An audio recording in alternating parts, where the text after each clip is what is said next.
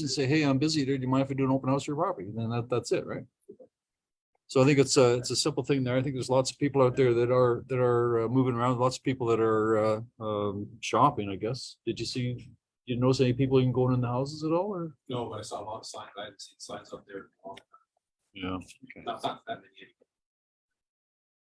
So okay, who's running buyers right now? Everybody pay attention to that. It's one guy, oh, 2, 3, 4. How many people? If I were you guys, I'd go after those people, buyers, say, please show my place. Right? Are we finding that? Or like, how are appointments? I didn't even check.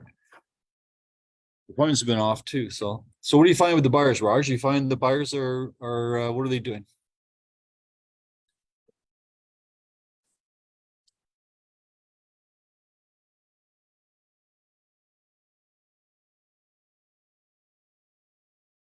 So they want to move in. Are they buying a house, condo? House or condo? What price range? That's a big price range. Okay. Mhm.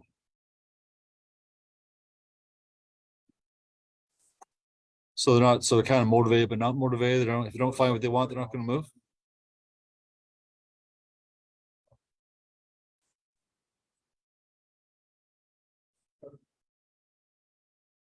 They come from New York, like city or state?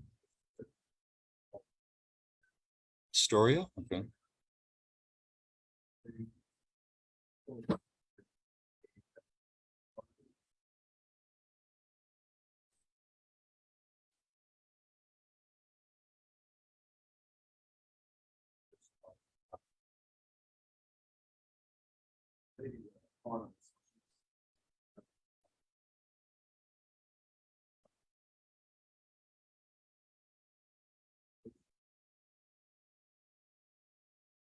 I don't know. So it's gonna be a bit of shock. Somebody coming from a different state, they're thinking that $7,000 over asking. Wow, wow, wow. And here it's like yeah, and they're all happy about it, right? With 3 offers, right? Whereas here it's completely different, right?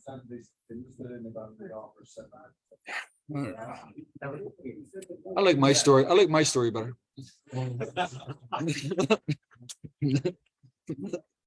Right? We're just trying to make a point here. Nobody's gonna take me to task, right? Sandy, what are you looking for? One buyer when we have, we sold and it was basically date closing. So some guys have a particular property want a particular closing date. Okay. Yeah, because we sold and we are closing. Other 3 buyers, those are like, I cannot say greedy, but they feel the rate of return will go down and the property will go down further. They are not ready. I know these. Okay. They want to start 850. So Sandy saying he's got a couple of buyers there that think that the interest or that the price is going to go down, so they want to wait, right? That's what they're saying. They are seeing, but they are not putting the offer, or if they want to put the offer for million, they want to start from 800. I said don't do that. Really? Okay. All right. Anybody had that problem where somebody's underpriced a property on purpose, $1 million property, they've underpriced at 800,000. Your client wants to buy it and wants to start off at 750. Has anybody done that yet? Yeah. And it's a double-edged sword because we've had agents in the past that are trying to help their clients, right? And they say, okay, we'll put an offer in. If it's not going to go, we'll put the offer in, and then they do it once, do it twice, do it 3 times. Next thing you know, Nelson, I get a call from the buyer saying that I want to fire your agent, they're not working for me.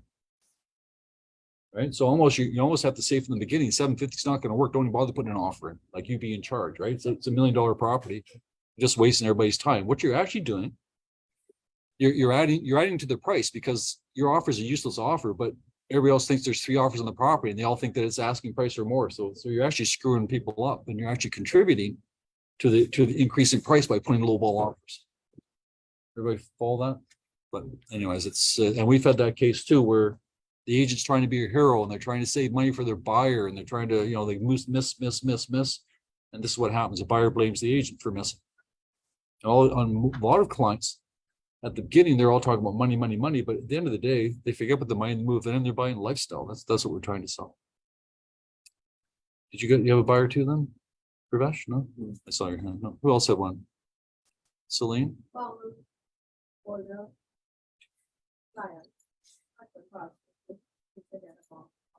Of course, we all want to bungalow with 1.5, but they want moving ready. So they want bungalows. The bungalows are going 1.5. They want their budget's 1.3. all the profile. So, and then of course, they have to be accompanied by a daughter or grandson, and she can make a decision on her own. But bungalows are so few and far apart, and it's a bit of a challenge. Yeah. Asking the current teacher, consider that with you. The newer one, of course, there are lots of older bungalows, price is right. But. Hmm. that would be helpful for us. Okay. You go. And I've noticed as well, a lot of families on the internet, they're on pre-4 weeks of them. Even with the friends there, I'm sorry, they're on which? They're they're on the 3-4 weeks and not sold. bungalows are on the market for 3 weeks and not selling because they're asking too much money for them. Yes. She's talking to somebody just now, and their clients is still thinking that they want to get the higher prices, that they want to even. Everybody knows here that the prices from June. You guys know what the prices did from June over May? Anybody here? May prices versus June prices. Anybody know what happened? Anybody want to take a guess? What if I told you they went? What if I told you they went higher? That actually dropped, right? Okay, that's fine. So anyways, we had a client there that wanted last month's prices or 2 months prices, right? And the prices go on the other way. Prices are they're always moving here, so you got to be a little bit careful. Lots of stuff going on. Hopefully you're not getting too confused. Hopefully you're not getting depressed, and hopefully you're not getting rejected, right? But there's all kinds of changes, and what do they say here? How do you need an elephant? One bite at a time, right? So just look at the things that are changing and just make sure that you do it, and it's not going to go away. You complain all you want, but it's happening, and there it is. First of all, we've got Olivia Chow since we last talked. So I'm going to give her a break and see what she's got to say. Her first challenge is going to be when does she take office? Is it this week or next? Is it the 12th she takes office? Her first thing she's going to have to do is all the homeless people and all those tents and that stuff, and everybody's waiting to see what she does because she's very left wing. You wonder whether she's going to maybe give them porta potties so they got some place to go, or whether she's going to kick them out. We don't know, right? So we'll see what she has to say about that. I know she wants to spend lots of money, so we'll see what she does there. But other than that, she should affect us more than anybody else, any other politician. But in the end, it's the feds that affect us more than anybody else right now. But we'll see what that's how. As far as the sales go for June, so we had 7,400 sales, or 7,481 sales for June of 2023. Last year there were 6,422. So actually the units themselves are down up 16.5%. Sorry. So the units are up 16.5%, but the average price is 1.145. This time last year it was 1.18. Sorry. Average sale price is 1,182. Last year it was 1,145. So we had a 3.2% increase in prices, June over June. But if we compare the price at 1,082,000 compared to May's prices was 1,095,000. So it's not much, but it's a $7,000 reduction in prices, but it is a reduction in price all the same. So you got to use that information to get your sellers to be more realistic. You know, the prices aren't going the way you want. Obviously, you're going to have to dig deeper and find out what's happening in that neighborhood, that type of price, things like that. But as a general overall feeling, that's what's going on. Active listings were 14,000 at the end of the month. Last year we had 16,000, so active listings are down 12%. So same thing, we've got a seller's market still, right? The seller's market, the month of inventory we had last month was what was the month of inventory? It's 1.9. So it's a 1.9 months of inventory, meaning that there's let's call it 2 to 1. So you've got 4 active listings, 2 sales.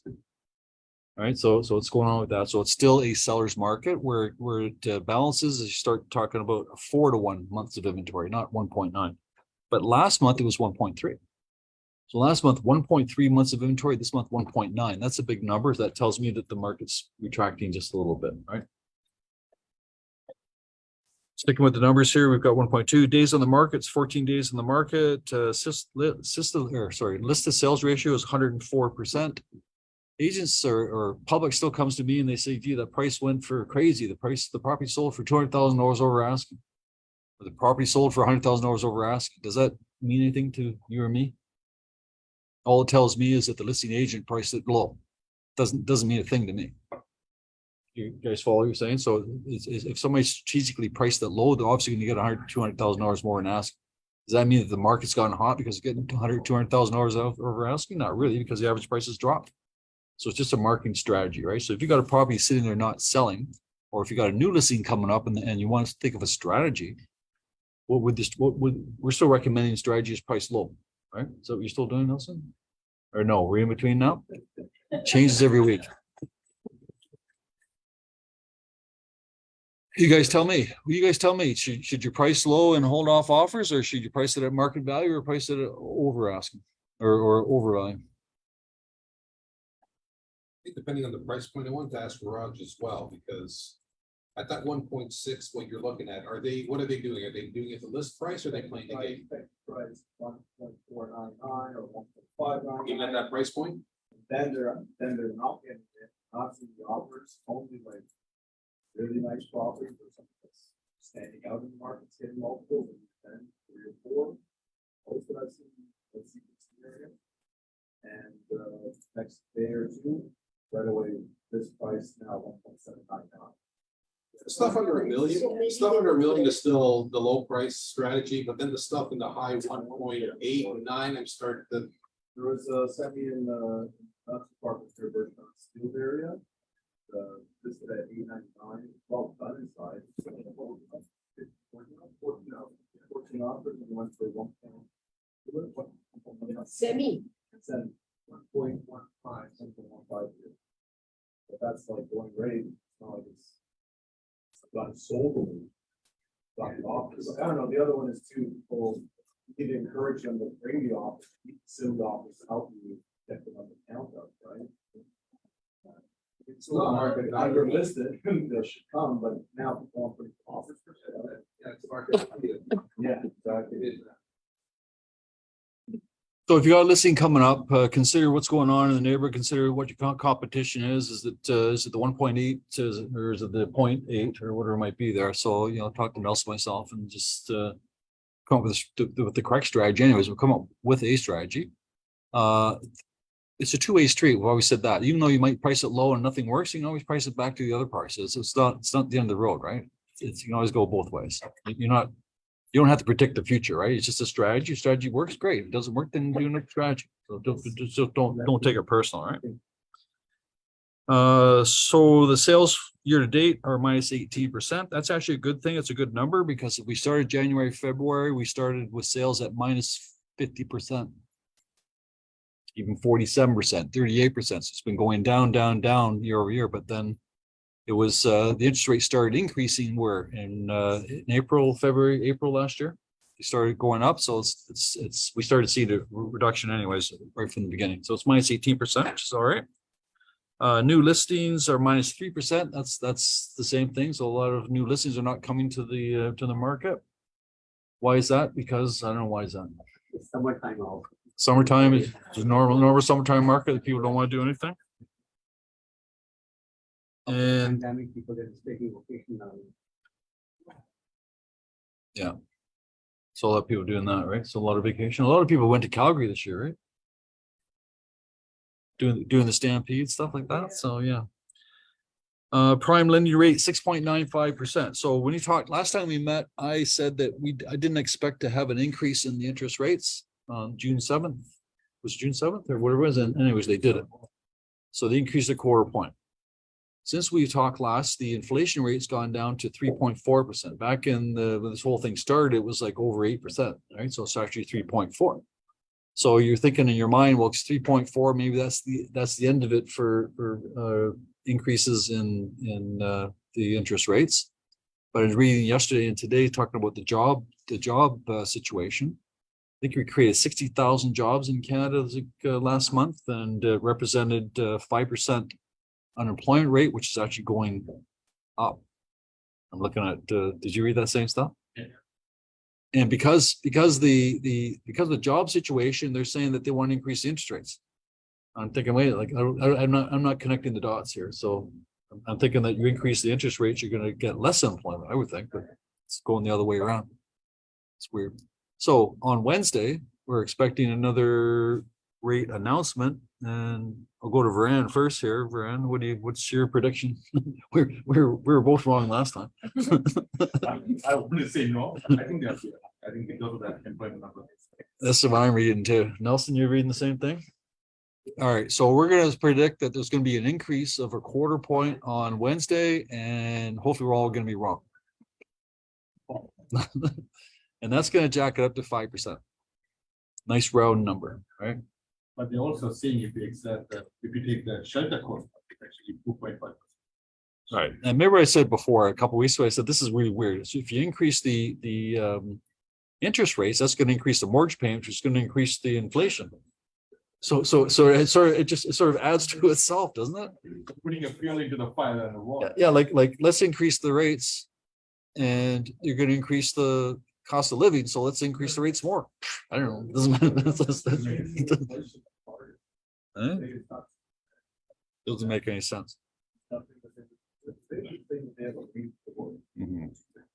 Yeah. So now this is a sales meeting, right? So we gotta think sales. So you gotta think of your clients. Think of your clients that bought 2 years ago, 3 years ago, 4 years ago. They're gonna come time for renewal. And again, I'm just talking to somebody just now.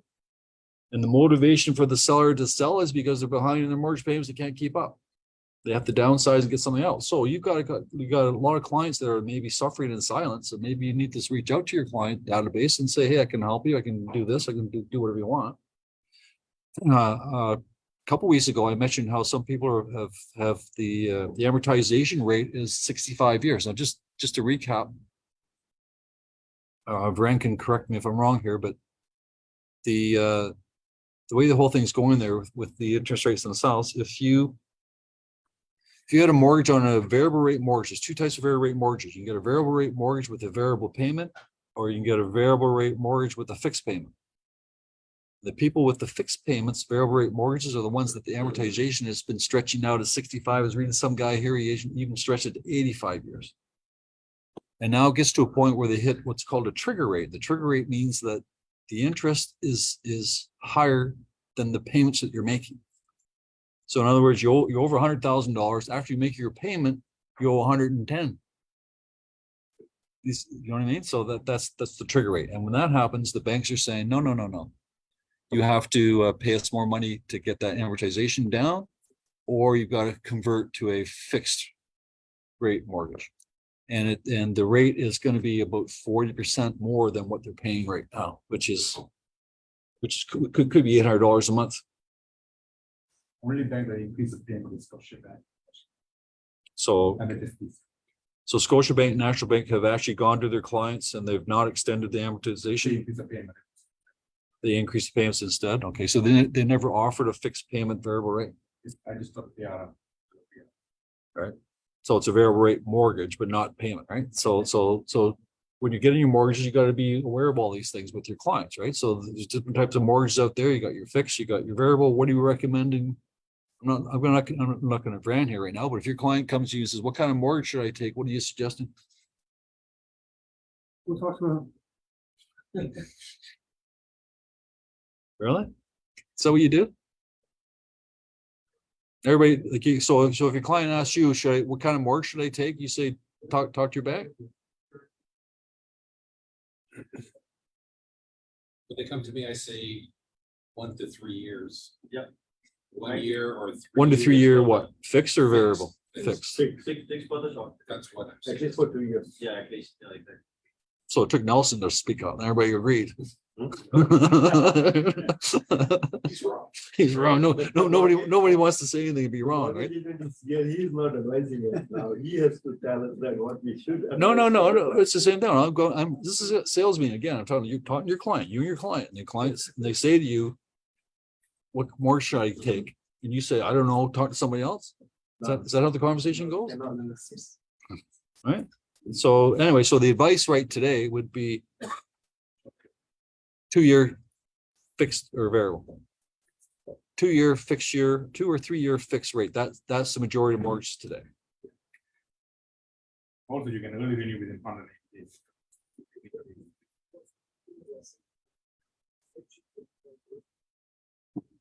Question is from, sorry, is any question for which restrictions on?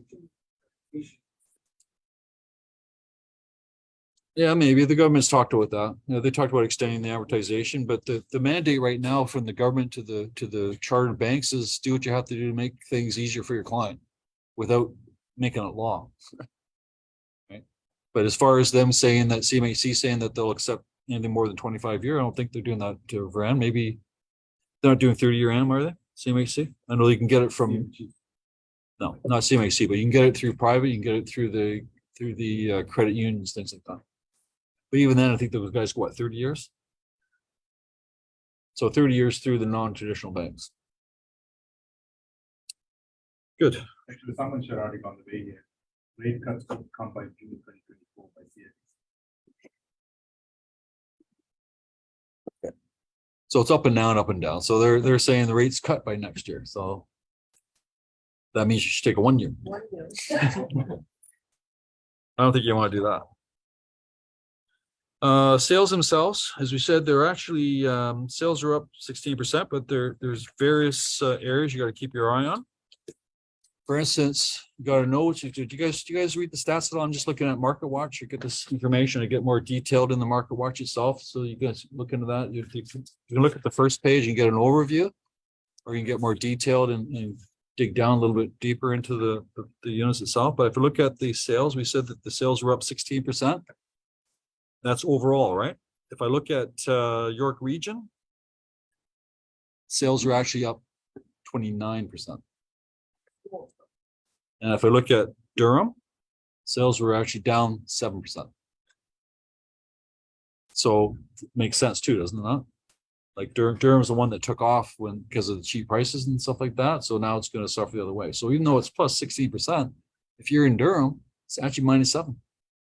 That's a huge swing, right? So try to keep an eye on those types of things when you're doing. Again, it's a simple thing to do, just looking at the facts, right? We started the month off with 7,481 active lists. Sorry.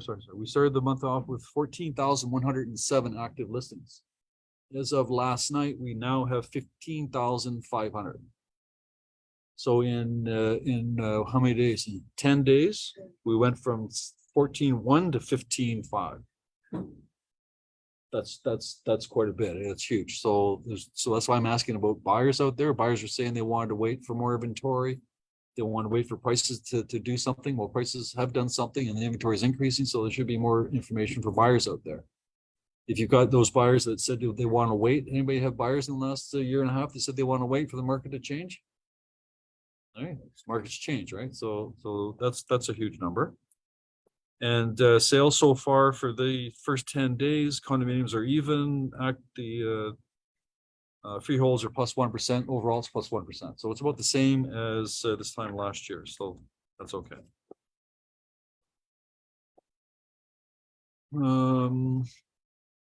Okay, no particular order. So you guys, who uses social media for your marketing? Okay, good. About half. The old folks don't, new folks do. Meta has come up with a new program called Thread. I'm sure you read about it all in the newspapers this weekend. And I think in the first week, could be wrong, but I think the first week when they opened up, they had 20 million people set up accounts. And what they're doing, they're trying to be direct competition with Twitter. Now, we've never used Twitter in the real estate world to generate business. I don't know anybody really that's used Twitter at all. They've used Instagram and Facebook and things like that, but I don't know a lot of realtors that have used Twitter. Twitter, I've never used it myself. I'm familiar with it, but it seems to me Twitter seems to be very angry to me. Very opinionated, very angry. So I'm not sure whether it's a format you want to go on. But if you were to go on a format, Thread is, they're telling everything I'm reading that if you're going to do it now rather than later, because be on the leading edge. If your clients want leading edge clients, are you on Thread? Yes, I am. But there are some downfalls. If you're going to go to the Thread, you can tie the Thread into your Instagram, so you can use the same login information. I assume I'm gonna I'm gonna make a lot of guesses here. I haven't not actually checked it, but a lot of guesses. I'm pretty sure that you can set up your Thread account through your Instagram. And what I'm being told, I do not trust, by the way, I do not trust Google. I don't trust Facebook. None of these guys. You guys shouldn't either. Those guys are they're evil people. As far as your money goes, once they got you trapped, then they just jack up the prices the way they go. So if you signed up for Thread through your Instagram and you decide I don't like Thread, I want to delete Thread. When you delete Thread, you also delete your Instagram. You're stuck. Oh, nobody said that during all the stuff I read. So you will never delete it. So you never delete it. Now you're stuck. So this is what I'm talking about. Google and Meta, they're not your friends, man. They're trying to take advantage of you. So be very, very careful if you can go down that road. Understand that it's a bit of a one-way street, which they're not going to tell you about. And I could be completely wrong. Right. But the point is just don't go blindly into some of these social medias without knowing the consequences of that decision. Has anybody signed up for Thread? I'm looking at the young folks here. Subscribe. So. 100 million people subscribe for it. Yeah. So maybe I'm wrong.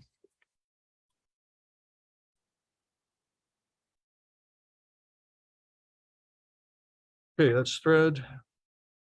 Some people, by the way, have signed up for Thread for the sole reason of protecting their name and their brand. So they don't want somebody else stealing their brand. So let's say you're Michelin tires. Someone goes in and does Michelin tires on Thread, and they say, "Oh, you want to buy it from me? I'll sell it to you."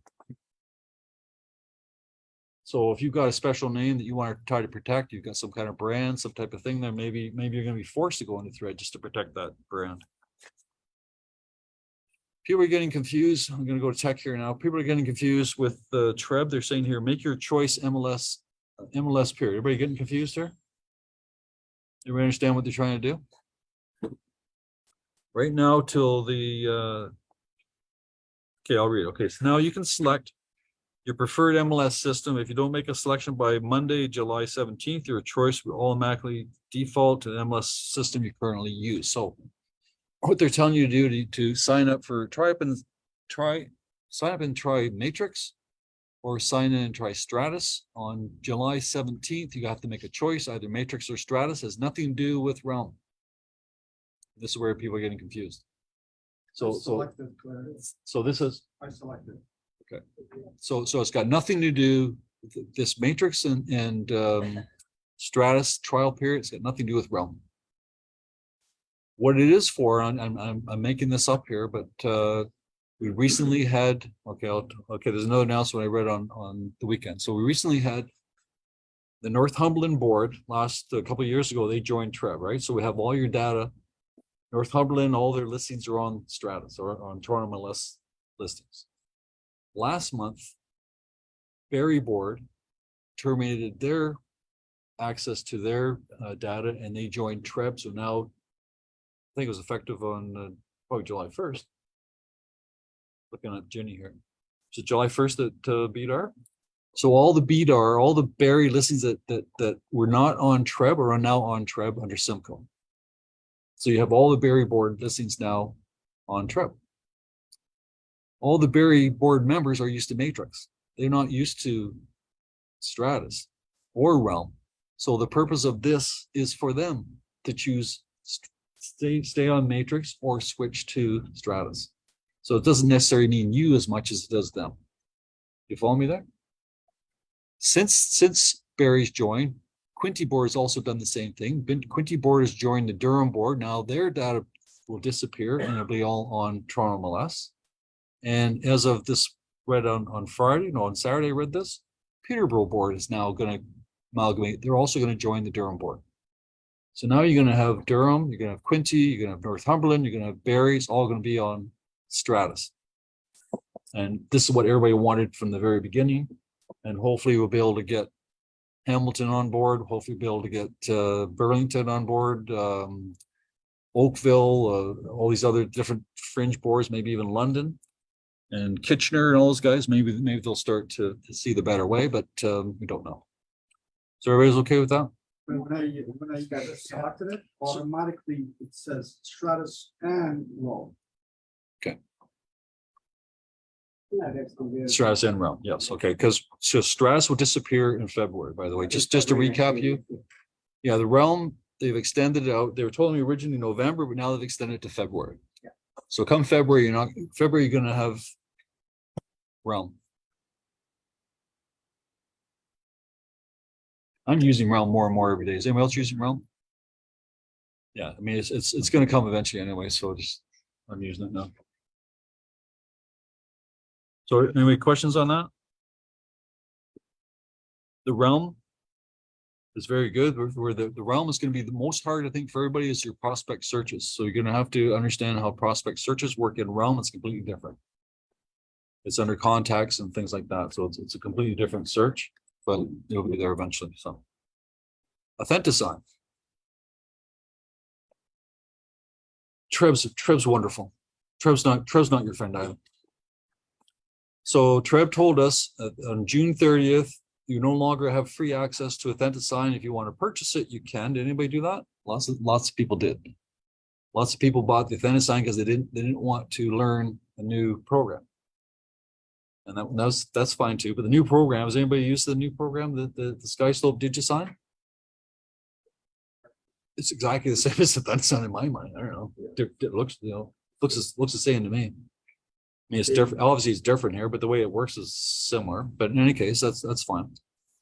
If you go to your web forms on Stratus and you go to the shopping cart, when you're in there, you can buy the Authentisign. You get 1 month free, and after that, I think they reduce also the price to $95 rather than $130. And they emailed, not me, but everybody else, they emailed saying that they've extended the Authentisign till I think the 5th of July. I didn't get the email. 5 days. So Treb said that they're going to turn off on June 30th, but actually it didn't turn off until July 5th, and I haven't even tried today. It might even still be turned on today. So I think it is. it still works today, Well, I bet, right? I just tried to use Authentisign. I didn't do anything on it. Yeah. But Yeah, so you it's still not- access it yeah. today. So my comment about Treb not being our friend, you think Treb would tell us, oh, by the way, Authentisign extended the deadline from June 30th to July something? Wouldn't that be nice information? No, they wouldn't do that. So that's fine. On the SkySlope, there's all kinds of training information. If you're going to switch over to DigiSign, which a lot of people have, and on DigiSign, there's train, you go right there. We could do train here too, but it's probably better for you to do it on your own. Pick a buddy, send stuff back and forth, get to know how it works, and you'll see that it's very similar to Authentisign. So it's all right. It works fine. Okay, so you guys like spending money?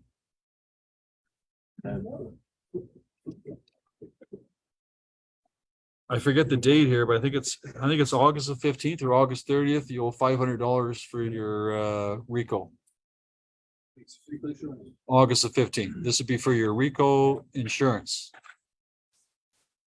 which is probably the best $500 you'll ever spend if you ever get in trouble.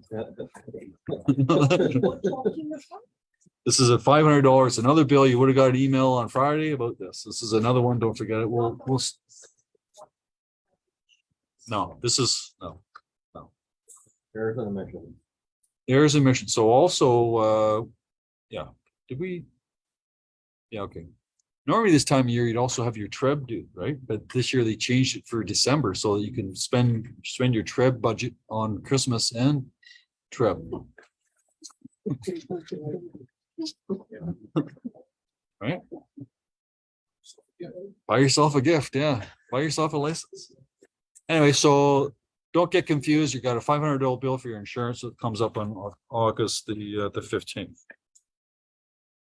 Did anybody go to regarding the insurance for AREA? There's a bunch of people that went out there. We talked about it there. There's a thing called ORG. What's it called?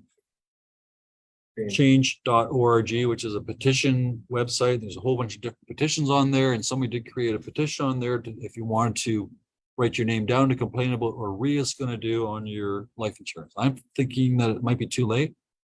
I'm thinking that as soon as they got the vote that the directors wanted to go forward, I bet you the salespeople probably got them to sign the dotted line that afternoon. Somebody told me that the commission on that particular thing is 20%. I don't think it'd be 20%. Even if it's 1%. So the commission, if you're an insurance salesperson and ARIA was your client, the premium is $60 million per year, and the commission would have been, even at 1%, it's $6 million commission every year. That's what I want to know. Okay? So that's fine.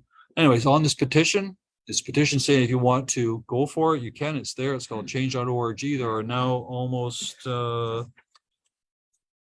just checked it this morning. There are 6,700 people have signed this petition already. So if you want to go to it, you can certainly get more. There are 70,000 agents on the Toronto Real Estate Board, so it really represents about almost 10%. It's better than the 2% that filled out that survey that Trev put on there about the insurance. So 1,400 people said it's a good idea. And that's why the directors went ahead. Now we've got 7,000 people say it's not a good idea. So we'll see what they do.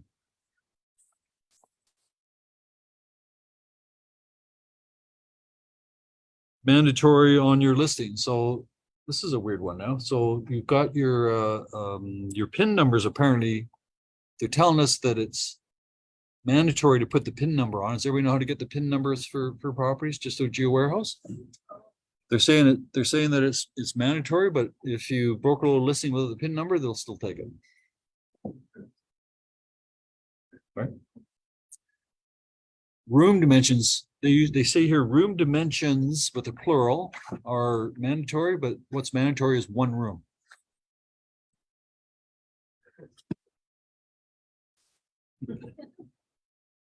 I don't know. I'm being sarcastic today, but I don't know. It's fine. I will measure. So let me tell you guys, those guys that are new here, right? Aria and Kriya and Trevor are not your friends. The only friend you have here is Nelson and myself. Because everybody's going to fine you and sue you and charge you or else, and the guy standing next to you in front of the judge will be me. So, just remember that, right? Isn't that silly? Like, why would you make one room mandatory? I will go and measure powder room. 2 by 5. Now, Realm's got some weird things. They got some weird things coming down the tubes. It's not effective yet, but it will be eventually. That's why the quicker you get to learn Realm, the better. Organize your market areas. So right now on your strategy, you can have your market areas. You know how you can open up your home screen, you get the areas that you put in there just to watch it. You can do the same on Realm.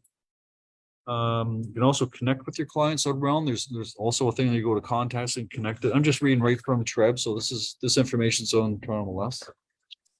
But the thing that's kind of cool that's coming up is if you've got a client that wants white kitchens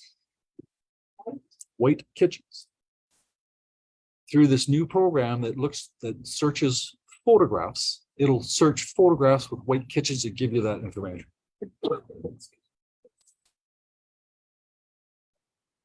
Isn't that a bizarre thing? So the technology, this AI technology is changing. So that if you say, I want white kitchens with the black countertop, the program will look at the photographs and search photographs on Trev and find the exact same match. If you want a house that only has red steel roofs, it'll look for red steel roofs.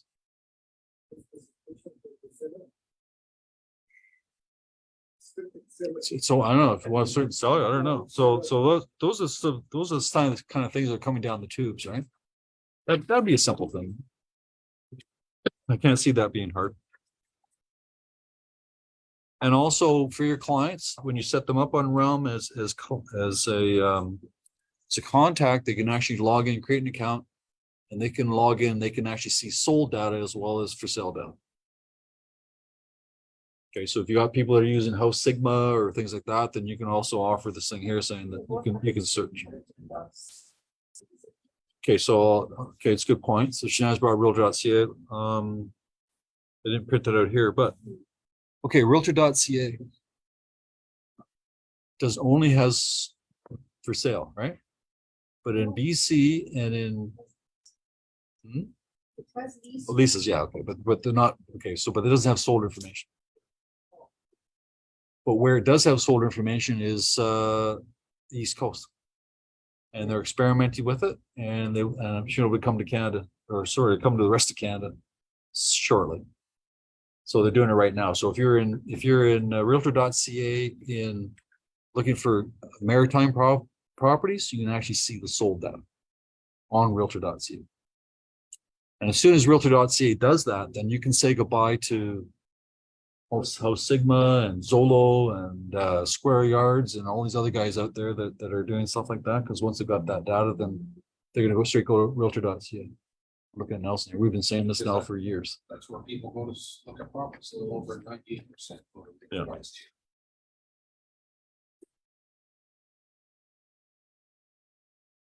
They're starting to do stuff in Toronto, which I thought they should have done a long time ago. If they're on this property on Isabella Street, currently they have a 9-story rental building. They're going to tear that thing down and put a 60-story condo in this place. Isabella Street, Isabella, 135 Isabella Street. They should be doing this up and down Birchmount. They should be doing this up and down Victoria Park. All those old 3- and 4-story apartment buildings sitting on 10 acres of land. They should be tearing all the suckers down and building some purpose rentals or something that would be the right thing to do. So it looks like we're starting to do that. We talked about this before in Japan, other places where the cost of property is so expensive, they tear all things down and start over again. Hong Kong, I think, does the same thing.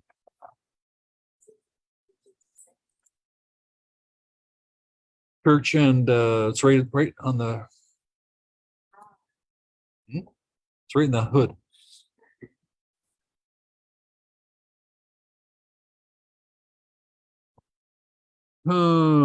Scarborough house prices are changed by neighborhood. Same thing as talking about here. So Bendale, for instance, the prices, this is May 23 versus April 23.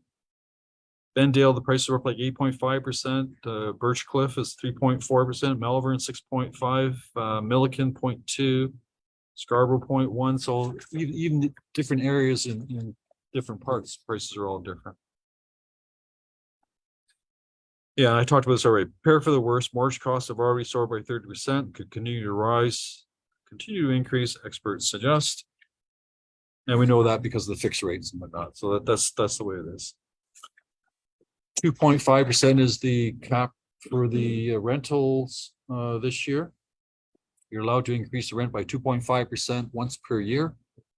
You can actually do more than 2.5% if you can prove to the LTB that you've spent money renovating the place. But I think that's a long ordeal. I'm not sure if anybody's ever done that. Yeah, so. Correct. That's right. It's not built, it's occupied. So as long as it's occupied after November 2018. This Portland here, we were talking about this before, and people are starting to complain. Nothing, I guess we can't do it. This person was complaining about a den. What's a den?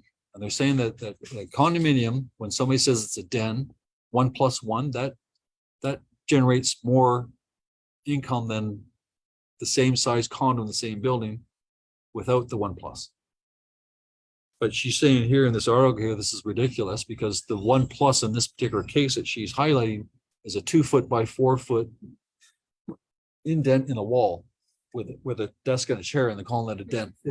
I've seen only a frame on a wall. It's got a builder plan, they call it. They call it a den on the builder. That's for a builder. But if you're an agent, you know any better. You're thinking it's 1+1 is going to be more valuable than a 1, even though it's the same square footage. So you got to be aware of what's going on when you're doing your CMAs and stuff like that. And one way to look at it is to look at the maintenance fees, because the maintenance fees are based on square footage. So if one's a 1+1 and one's a 1, and both have the same maintenance fee, you know it's the same size. So when you're doing your CMAs and stuff like that, just be aware of these little things. Other things that people trick you on, they'll include the balcony as part of the square footage. So you're doing your comparables, look at other stuff, and make sure that nobody's trying to trick you by putting a 100-square-foot balcony and calling this a 750-square-foot condominium when it's actually 650. And how you can tell real quick again is look at the maintenance fees, and you can tell the maintenance fees whether or not it's off or not. Well, the taxes are based on an assessment, right? So yeah.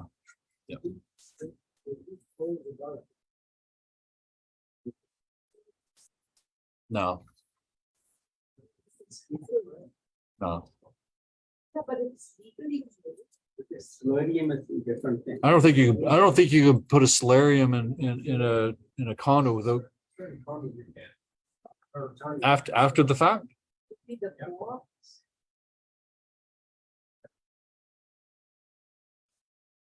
So come January or soon, I don't know, they're gonna come in this Trust and Real Estate Act, and I have no idea how we're gonna do that, but we will. I'll just read you something here, just confused. Everybody wants to get confused.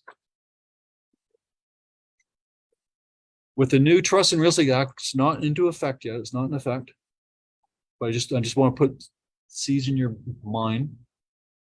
Can I show a property to a buyer who is self-represented? And I get this quite often. So right now, when you guys have buyers, do you get them to sign a BRA before you put them in your car, or you get them like when you get the BRA done? With the offer? Okay, you're gonna continue to do that, but you'll be breaking the law. So I'm gonna tell you to break the law. You are not allowed to give service to somebody who's not signed a contract. And by putting somebody in your car and showing their property, you're giving them service. I refuse to sign. Then I cannot work with you. Right? But what they are going to give us, they're going to give us a piece of paper that says, yes, you can be self-represented, but you have to sign this agreement that you understand what self-represented means. Right? So they're going to get past that. But when this is the government's so silly, right? And the government says, but you're not allowed to answer any questions. If they say to you, well, okay, I want to represent myself and I've signed this BRA. I know that I represent myself. Okay, so I'm going to go to Cardi. Cardi can show me this property. Cardi's going to say, I'll meet you there. And then Cardi will open the door and they'll say to Cardi, so is this thing facing north or south? I don't know. Look out the window, see yourself. I want to put an offer in. That's great. How much should I offer? I have no idea. This is what the government's telling you to do. So in reality, I know what's going to happen. You're going to get them to sign this piece of paper. You can do what you always did. So there's going to be a lot of talk and a lot of stuff going on, but there's practical and that doesn't come into effect yet until they give us the regulations, the actual rules themselves. Safest city in Canada. It's pretty good. Brampton. Based on the number of policemen per population and based on some other factors that they put in there, they're saying that this is all across Canada, and all across Canada, of the top 10, seven of them were in Ontario. The data was collecting. I don't know. So Barrie's number one, safest. They're not saying there's not crime. They're saying there's more cops per person, right? Brantford, which is not too far from Brant, is number two. Which one? Brantford, Brand. Guelph, and then Toronto's number 4. Which is the third one? Guelph. I guess And of course, everybody wants to know, okay, if those are the best, what are the worst? Oh, they're telling you the worst? I'm surprised. Winnipeg, I'm not surprised. Winnipeg is the worst. I'm not surprised. Anybody been to Winnipeg? I've been there a couple of times. Winnipeg is like it's like a concrete jungle. It looks like everything's built in the 1960s and 70s, all precast concrete, right? But it's also a Indian reservation right in the city itself. So it's not surprising that it would be in that area. I'm surprised that Kelowna, BC is number 2 worst. And that's a retirement area. I'm shocked. I think they only have like 2 cops for the whole city. Maybe that's it. I'm not surprised on this one. St. John's, Newfoundland.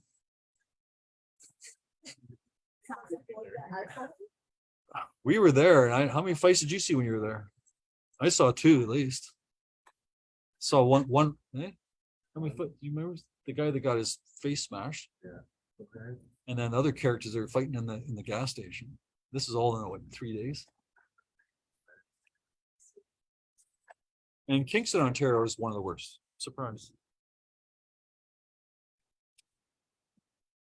And this is kind of good news. The Ontario government, they did that thing for Windsor, they created that battery plant. So now they're actually going to invest in a new nuclear station now too. Actually, 4 nuclear stations. One at the Bruce Peninsula, brand new big one, and 3 at Darlington. Darlington, they're gonna have 3 more there. Yeah, so it has to be replaced, right? And then they're having all these electric cars and want everybody to be electric by 2030. The electricity's got to come from somewhere, so they spend that kind of money.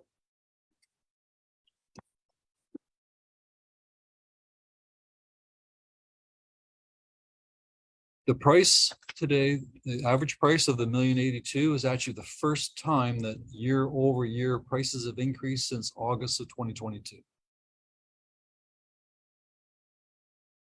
Everybody follow me there? So the June one. you're talking So if you went January to January, February to February, March to March, this is the first month since August 22 that the price has gone up year over year from the previous about for year June. for June. So that's encouraging too. That's good news. But it's, when is the new hike coming? Wednesday.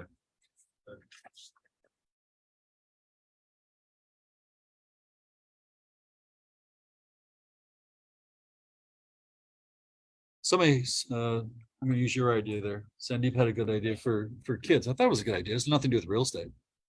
But if you got a little 1-year-old kid, a little 4-year-old little kid there, where else? So what you do is you create an email for that kid. You don't give the kid the email, but you create a kid you call him, Sandeep's son, wherever it is, right? You keep the password, but you keep the email address. And then every year, if something happens, you take pictures, do something there, you send an email to that address. So when the kid's 16 or 17, you finally say, here's your present, here's your password to your email. He can go to his whole life history and see what stuff you put in there. I thought isn't that a good idea? I thought that was a great idea. Because you take pictures all the time, right? What do you do with them, right? So I just send it to that thing, and then when the kid's at a certain age, and here's what I got for you. I thought that was a very good idea. How many kids does he have? Ask him that. Why to answer him? See, the advantage was when I said it to my client, just client, because I could initiate the new dialogue. So when I say things here, when I'm doing little things like that, little goofy things, I'm not doing it just to entertain you. I'm trying to give you ideas to talk to your clients about. I mean, there's a cute, here's, you're talking to somebody by the way, I heard about this, right? You should use these things all the time to communicate with your clients. That's the purpose of it. Hood Q, who's using Hood Q? Hood Q brought to you by PropTex. Who's PropTex? PropTex is, you guys own PropTex, right? Toronto Real Estate Board owns PropTex, so that's us. And now they're running this Hood Q. I don't know. Financial tools for your clients, home shopping tools and every address you search. Sorry. Your client can easily apply for mortgage and lock in the rate in 10 minutes. Rand can do it in 5. I'm surprised Hood Q and what they've done, they say apply now, and they want you to apply now, and they've actually got banks on here that they want your clients to go to and get pre-approvals on these banks. What's Toronto Real Estate Board got to do with this stuff? I'm gonna go on a rant again. But they do have other things in there. So if you got a mortgage calculator, or you've got a closing cost calculator, there's some tools in there you might want to use. Does anybody use client net sheets anymore? Client net sheet is if you got a seller or a buyer, you actually take a piece of paper and you say, okay, Mr. Seller, you're gonna sell this place for $1 million. You're gonna pay your lawyer $2,000. You're gonna have to pay your this person, that person, and you got to pay off your mortgage. You got to pay off your discharge on the mortgage, and by the time you finish, you're going to walk away with $800,000. So anybody do that? And this is your net sheet for your sellers. I mean, something that your seller might want to know.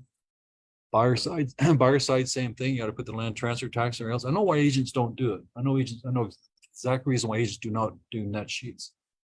They don't want to show the client how much commission you're charging. And part of the net sheet, you have to add HST to that price too. And as soon as you bring up the HST question, then they're going to want to negotiate. Oh, I don't want to pay HST. And that's why we don't bring it up. So if you are going to do net sheets, make sure you're a strong agent. You got all the answers, right? Because you're going to just generate things. Is that true or not true? Old guys, we used to do net sheets all the time.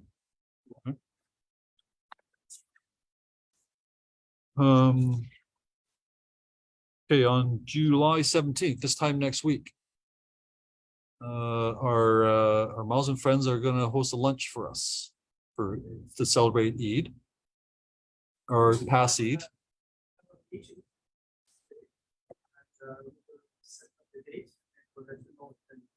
I already said the date, July 17th.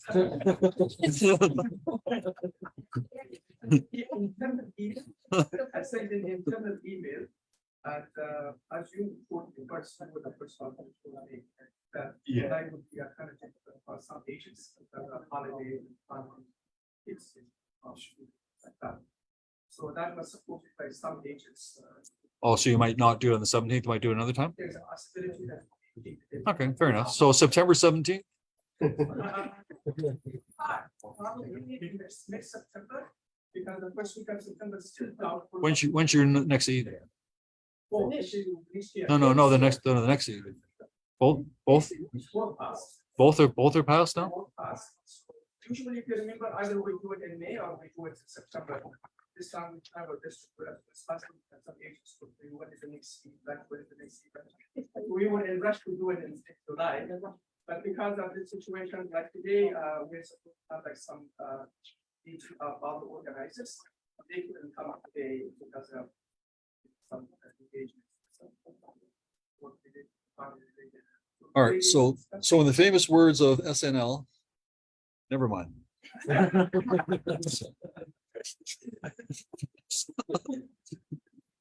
You got to be old for that one, don't you? Everybody remember that Gilda Rander? Gilda? She would go on a rant and then somebody say that's not true. Never mind.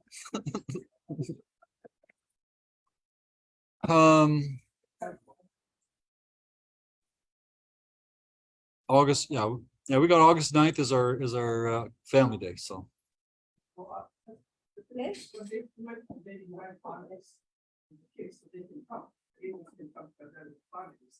our event is, they have come up.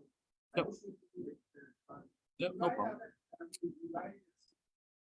Well, we will see.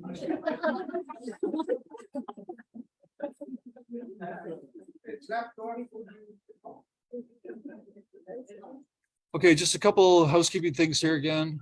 We do have do not call lists. We do have a web page that you can access phone numbers and they'll just disclose to you the do not call list, the numbers you're not supposed to call. Everybody knows you're supposed to be doing that. One of our agents got in trouble, actually two got in trouble. One got in trouble recently. We got out of it because we are registered with the CRTC. We are registered with the do not call list, and we do training.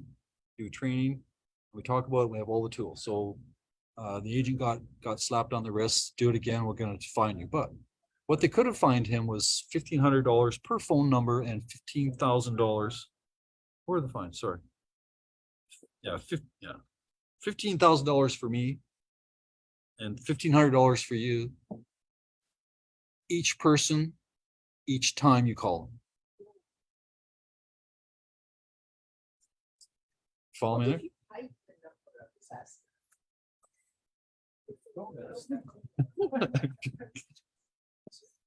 So just make sure. So if you're gonna be phone calling, we encourage you to phone call, but just make sure you use the do not call list and use the phone list that we have, and do not be intimidated by not calling, but at least call, and it's still there. Still money to be made. Just make sure you do it the proper way, right?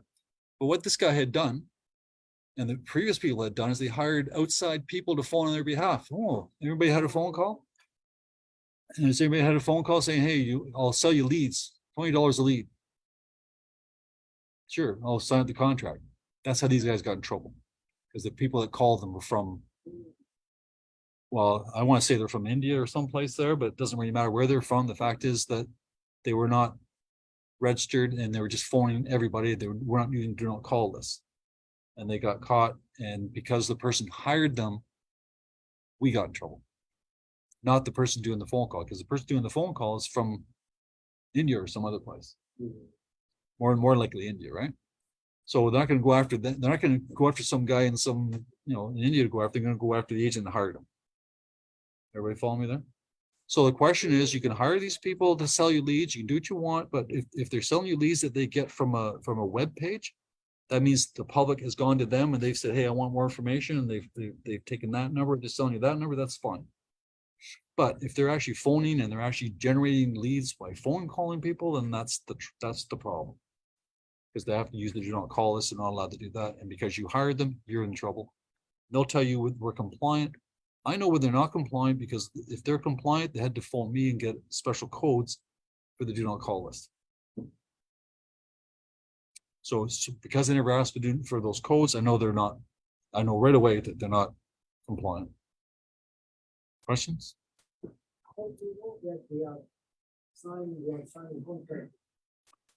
CRTC has ex RCMP people, and they did it.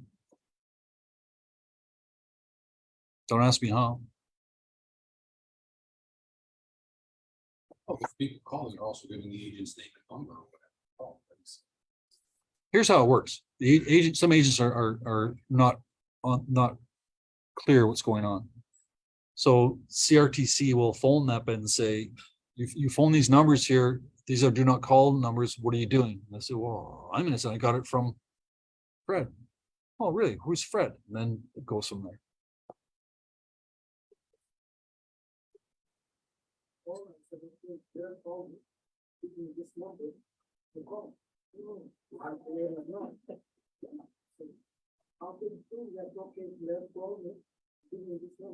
In these cases, they proved it. They did prove it. Not can, they did. Anyways, that's fine. But phone call, do not, like, it's kind of a bit of a lost art right now, but phone calling can, the guys in the corner offices have all made their life on phone calling. Emails is a different law. It's called CASL. It's called Canadian Anti-Spam Legislation, and it's against the law for you to send emails with somebody that hasn't given you permission.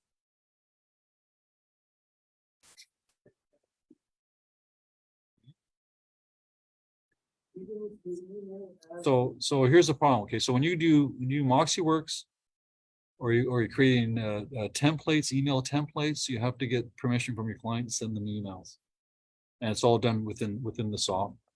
So right now on Stratus, for instance, you're going to have client search, client prospects, right? You just put their email address in, first name, last name, email address, and send them a prospect search.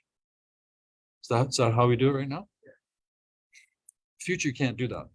That's actually against the law, because that person has to give you permission to send them an email. So on the new realm, when you set up the client, the first thing he does is it sends the email to your client sets up an account. From that point forward, then you can send them information because they've agreed to cast. Follow me there?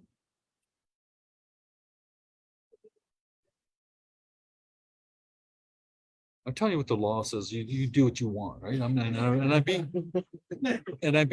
being taped right now. So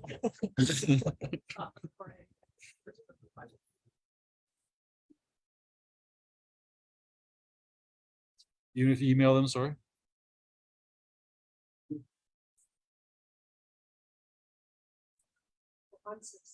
No, you have to have that too.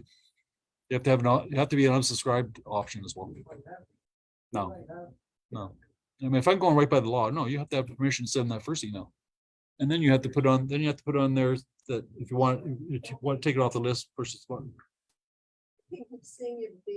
No, he's saying can I send email to the world, and as long as you put the unsubscribe on there, I'm okay. No, that's not the law. 6 months. Yeah. Unless you have express consent or a personal relationship, then it can go on forever. Express consent would mean they've gone to you on your web page. You didn't phone them, they phoned you. That's express consent. And if it's a personal friend, then it's okay. It's valid 6 months. Yeah, and personal friend's valid forever. So you guys know what to do, right? Ev- Everybody knows what to do, right? Okay, then finally, just on a rant here, might as well keep going. Toronto Star, and I'm surprised they didn't have to do anything. Toronto Star did an investigation on MPAC and assessments. And what they found, and I guess they're trying to sell papers too, so I'm sure they took the numbers and worked them a little bit here, but they're saying here that, and I've seen it, when CSCVA came in, remember the valuation, the Ontario government said that we're gonna revamp the way that taxes are done, and we're gonna base the tax mill rate against the market value of the property. No, what? I mean, they did this like 20 years ago, right? Every 20 years ago. And before that was just a random number, right? Actually, that was my first job out of school, was working for the assessment department. You had to assess the properties, but the assessments are so far off. The assessments be like this property's worth $200,000 and the property's worth like $1 million. So they revamped it all and they made that assessment $1 million.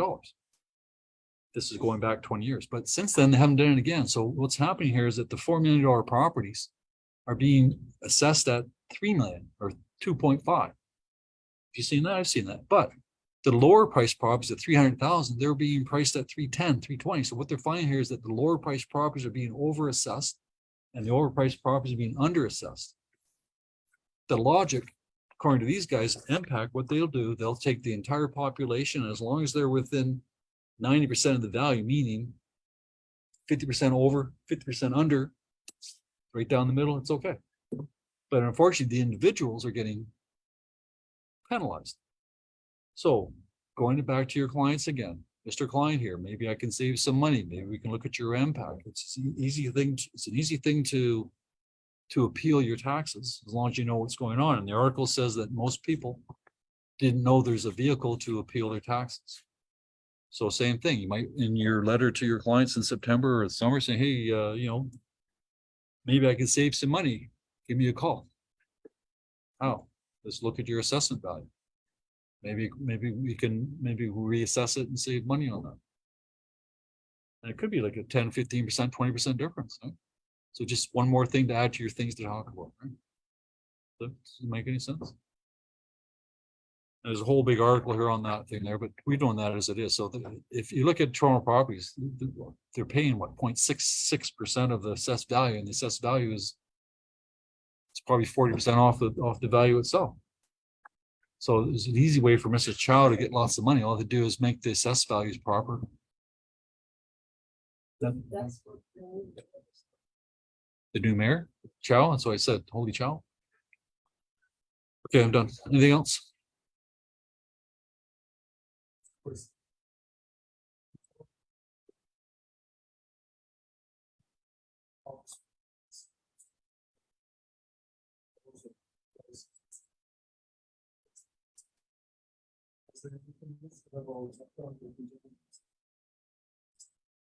From office buildings?